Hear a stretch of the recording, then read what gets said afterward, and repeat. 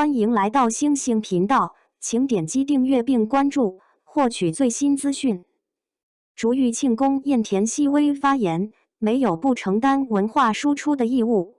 2026年4月13日晚上，北京某酒店的宴会厅里，竹峪的庆功宴正进行到高潮。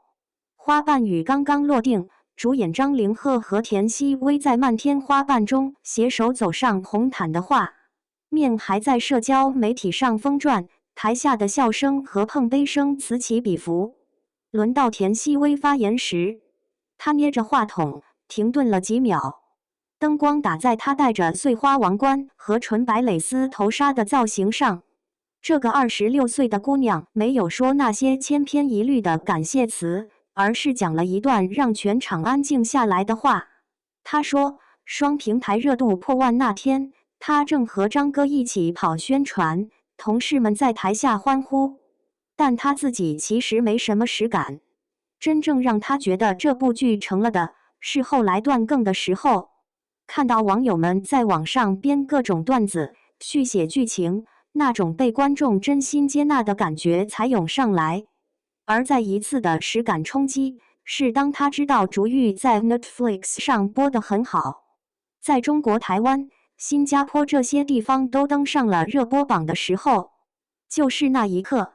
她脑子里突然冒出一个念头：我们没有不承担文化输出的义务。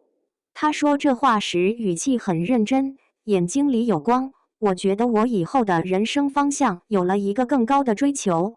我要做好的文化内容，我要让世界的人看到我们中国的东西。双引号。台下安静了好几秒，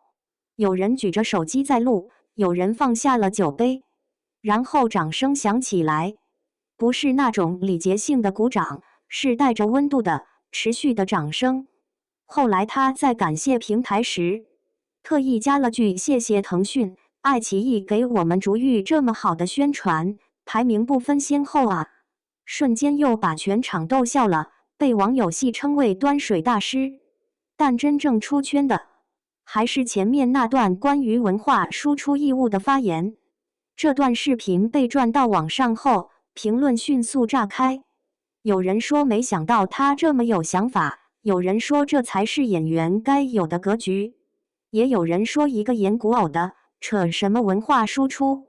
但无论如何，这句话在2026年4月的这个夜晚，被一个凭借古装偶像剧爆火的年轻女演员说了出来，本身就足够引发讨论了。竹峪这部剧确实有让田曦薇说出这番话的底气。根据云和数据，这部剧的市占率峰值达到了 55.1%， 这个数字在历史上仅次于狂飙。双平台腾讯视频和爱奇艺的热度都破了万，腾讯站内峰值热度冲到31248，成为2025年以来古装剧的最高纪录。爱奇艺峰值也达到10604。更关键的是，它打破了联播剧单平台瘸腿的魔咒，在2个平台都取得了现象级的成绩，集均有效播放量突破7500万，在2026年长剧市场中是断层式领跑。因为同年还没有其他剧集均突破4000万，多数头部剧集只在1500万到2000万之间徘徊。但这些国内数据可能还比不上它在海外的表现带来的冲击力大。竹峪是首部连续4周登上 Netflix 全球非英语剧集周榜的国产剧，在2026年3月的第3周和第4周，它都进入了该榜单的前10名。累计观看量超过370万次，它在 Netflix 覆盖的190多个国家和地区上线，在亚洲市场表现尤其强势，在中国香港、中国台湾、新加坡、泰国、印尼、越南等地都稳居榜首。在韩国，它最高升到了 Netflix 热榜的第2位，这是国产古装剧首次进入该榜前3。甚至在遥远的巴西，这部剧上线1周后就排进了前10，实现了中国电视剧在该国上线即入榜的突破。这些冷冰冰的数据背后，是活生生的文化触达。泰国顶流演员平采纳在 Instagram 上发文推荐这部剧，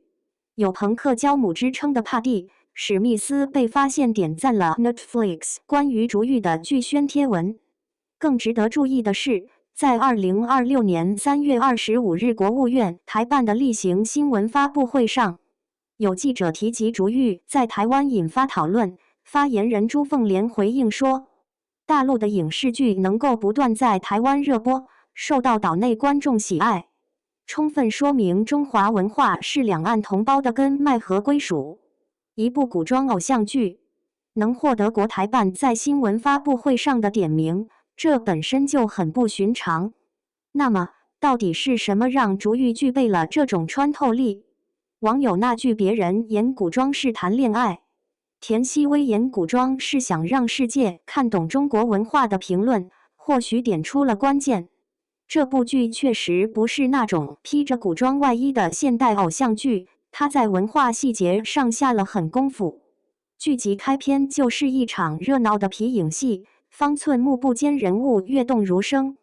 背景是锣鼓声中高亢激昂的秦腔。这两样皮影戏和秦腔都是被列入国家级非物质文化遗产名录的传统艺术形式。皮影戏在剧中不仅是开场，更隐喻了女主角樊长玉的命运。戎装换雀袍刀影，金国辉歌向云辉的唱词，一语双关地暗示了她从杀猪匠到女将军的蜕变之路。张凌赫饰演的武安侯谢征，头戴雉尾翎紫金冠的造型曾引发网友热议。服饰史学家、江苏开放大学艺术学院特聘教授黄强指出，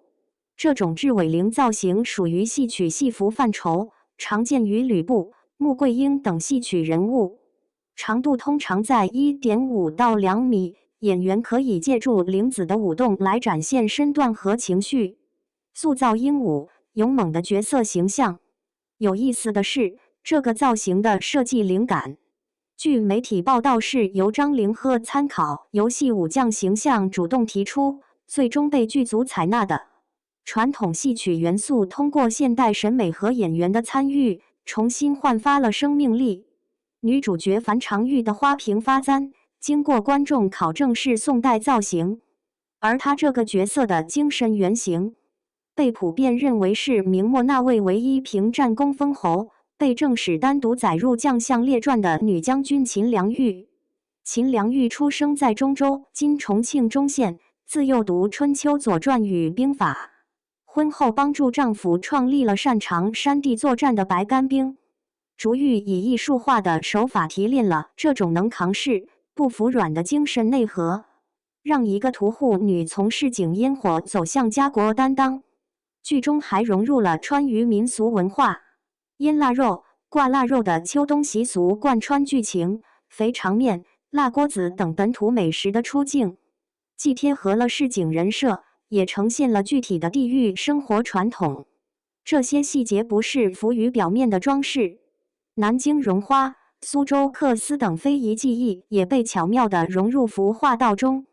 当海外观众在 Netflix 上追剧，在评论区讨论中国的服饰、礼仪、建筑，讨论剧里的诗词、节气、饮食时，他们接触到的不是一个空洞的古风概念，而是一个个具体的、有来历的文化符号。这或许就是田曦薇所说的文化输出最实在的体现，不是喊口号，而是通过好的故事和用心的制作，让别人自然而然地看到并喜欢上这些东西。田曦薇的发言之所以能引发如此大的共鸣，或许正是因为戳中了很多观众的痛点。观众似乎早已厌倦了那些只是穿着古装谈恋爱，内核完全是现代思维的剧集。他们渴望演员真的去学礼仪，理解非遗，把文化自信演出来，而不是浮于表面。所以当田曦薇说出没有不承担文化输出的义务时，大量网友的反应是建议把这句话打印出来贴在横店每个剧组门口。这是一种对行业现状的调侃，也是一种对改变的真切期待。从青青日常到田耕记再到逐玉，田曦薇成功跻身95花中能扛剧的前列。但这次发言让人们看到了她作为演员的另一面。有合作方评价她从甜妹到文化传播者的转型极具说服力，粉丝则感动于她从尖叫之夜立志成为优秀创作者，到如今聚焦文化输出的成长轨迹，认为她每一步都走得踏实。她的发言风格也被认为延续了一贯的小诗人式表达，既有文学美感，又有思想厚度。4月9日在杭州的一场活动上，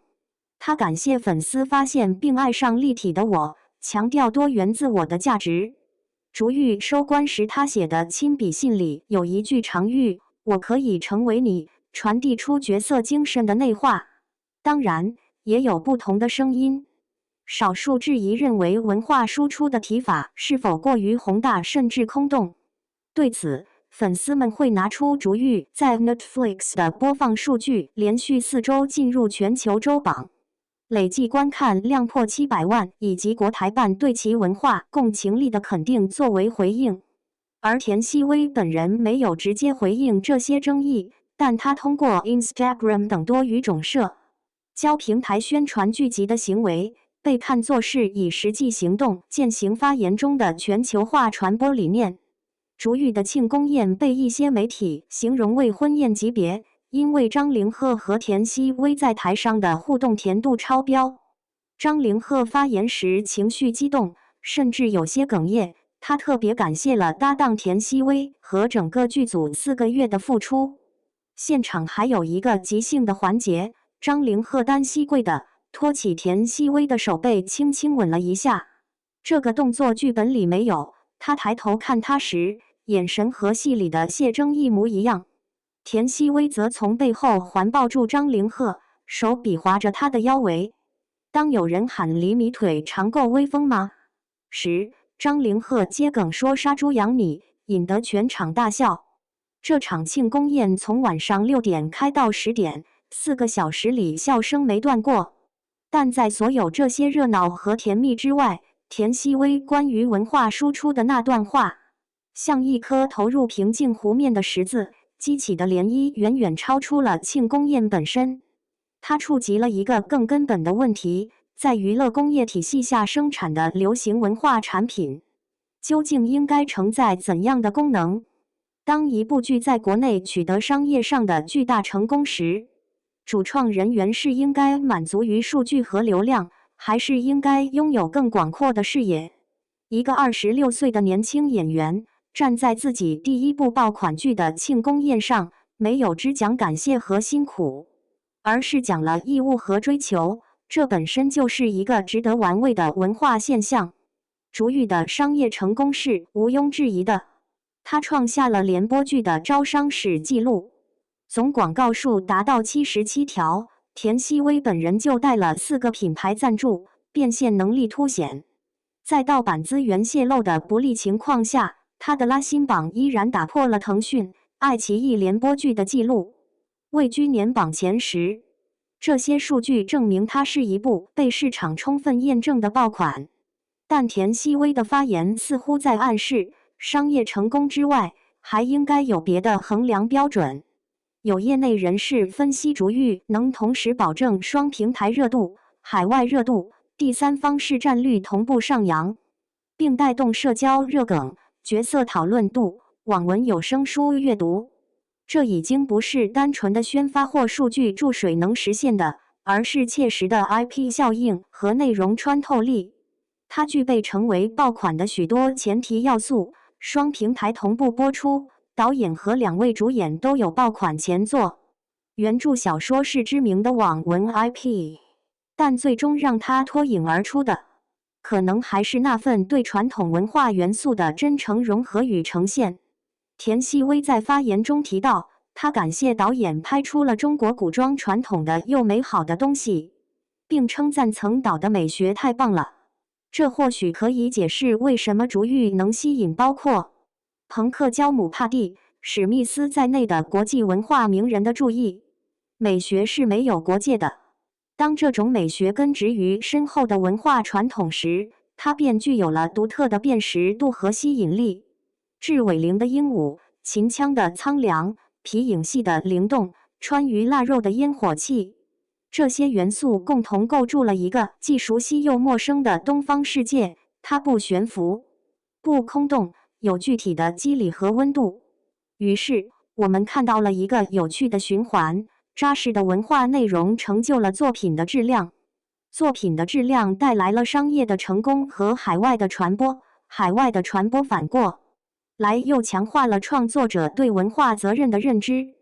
田曦薇说，是看到竹玉在海外播得好，才让他突然意识到没有不承担文化输出的义务。这个认知不是凭空而来的，它建立在具体的、可感知的成果之上。当他在网上看到海外观众讨论中国的服饰、礼仪、建筑，讨论剧里的诗词、节气、饮食时，他意识到自己拍的不只是一部剧，我们在做的其实是让别人通过这部剧看到一个好看的、有底蕴的中国。双引号，这句话说得很实在。文化输出从来不是生硬的灌输，而是自然的吸引。它需要好的故事作为载体，需要精良的制作作为保障，需要真诚的态度作为桥梁。竹玉在 My Drama List 上开分 9.2 分，成为评分第2高的亚洲剧，仅次于苦尽甘来遇见你。这个评分来自全球剧迷，它的含金量在于它证明了中国古装剧可以超越文化隔阂，获得普遍的情感共鸣和价值认可。庆功宴上，田曦薇还透露了一个细节，她说段更时看到网友创作各种段子，特别想分享给平台的各位领导，但是她忍住了。这个带着幽默感的坦白，让她显得格外真实。她没有把自己放在一个高高在上的位置，而是和观众站在同一层面，为同样的快乐而快乐。这种接地气的表达，和他后来升华到文化责任的格局，形成了奇妙的张力。一个人可以既关注网友的段子，也思考作品的世界意义；可以在感谢平台时幽默的端水，也可以在谈及使命时眼神坚定。从青青日常里灵动可爱的李薇，到田耕记里机灵讨喜的连曼儿，再到竹玉里从杀猪女到女将军的樊长玉，田曦薇的戏路在拓宽，她对表演和行业的思考也在深化。有人说她是流量花瓶，但她会在片场等戏，看老戏骨怎么处理一句台词的节奏，一站就是2个小时。他说：“我想知道这个戏是怎么长出来的。”导演说他开窍了，他说我看会的。这种对职业的敬畏和对成长的渴望，或许才是他能在庆功宴上说出那番话的底气。竹玉的庆功宴已经结束了，花瓣雨停了，酒杯也空了。但田曦薇那句没有不承担文化输出的义务引发的讨论才刚刚开始。这句话会被一些人奉为金句，也会被另一些人质疑为作秀。但无论如何，它被说出来了，在一个备受瞩目的场合，由一个正处于事业上升期的年轻演员说出来了。它像一面镜子，照出了当下影视行业某种普遍的焦虑与渴望，对流量至上的反思，对内容深度的追求，对文化价值的重估。当一部古装偶像剧的女主角开始谈论让世界看到中国的东西时，我们或许应该停下来想一想，这究竟是个体的觉醒，还是时代风向转变的一个微小却清晰的信号？